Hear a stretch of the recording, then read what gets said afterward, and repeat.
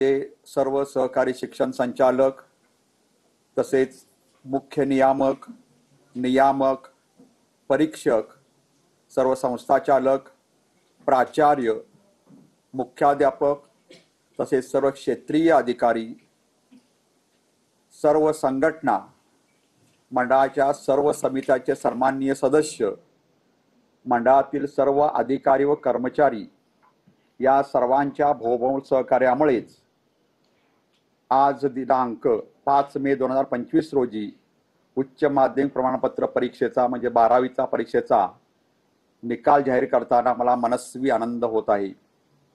परीक्षेतील सर्व उत्तीर्ण विद्यार्थी, त्यांचे पालक, त्यांना मार्गदर्शन करणारे त्यांचे शिक्षक यांचे मनपूर्वक अभिनंदन। उत्तीर्ण झालेल्या विद्यार्थ्यांना पुढील शैक्षणिक वाटचालीसाठी शुभेच्छा। तसेच उत्तीर्ण होऊ न शकलेल्या विद्यार्थ्यांनी नाउमेद न होता जून जुलैमध्ये होणाऱ्या पुरवणी परीक्षेसाठी प्रविष्ट होऊन यश संपादन करावे असं मी त्यांना आवाहन करतो। या परीक्षेची प्रमुख वैशिष्ट्ये विद्यार्थ्याच्या मनावरील ताण कमी होण्याच्या दृष्टीने फेब्रुवारी-मार्च 2025 या उच्च माध्यमिक प्रमाणपत्र परीक्षा म्हणजे 12वीच्या परीक्षेचे वेळापत्रक तयार करताना प्रत्येक प्रमुख विषयाच्या लेखी परीक्षेच्या दरम्यान किमान 1 दिवसाचा खंड ठेवण्यात आला होता। सदरचे वेळापत्रक दिनांक 21 नोव्हेंबर 2024 रोजी विद्यार्थ्यांच्या माहितीसाठी मंडळाच्या संकेतस्थळावर प्रसिद्ध करण्यात आले होते।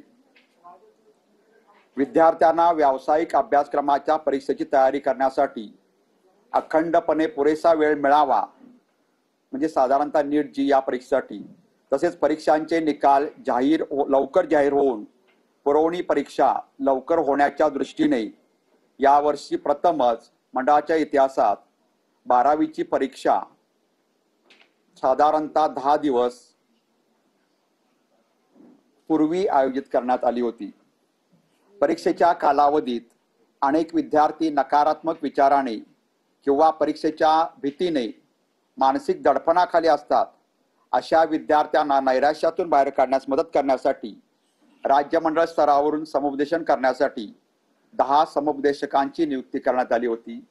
तसेच विद्यार्थ्यांना मार्गदर्शन करण्यासाठी व त्यांच्या शंकांचे निरसन करण्यासाठी विभागीय मंडळ स्तरावर सुद्धा जिल्हानिहाय समुपदेशकांची नियुक्ती करण्यात आली होती। तसेच राज्य मंडळ व 9 विभागीय मंडळात नियंत्रण कक्ष कार्यरत करून हेल्पलाईन सुविधा उपलब्ध करून देण्यात आली होती। उच्च माध्यमिक प्रमाणपत्र परीक्षा म्हणजे 12वीच्या परीक्षा फेब्रुवारी-मार्च